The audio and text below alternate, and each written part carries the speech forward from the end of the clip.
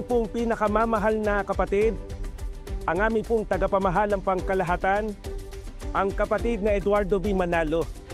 Kami po ay nagpapasalamat po sa inyo sa walang humpay na pagmamahal at pagmamalasakit nyo sa buong iglesia.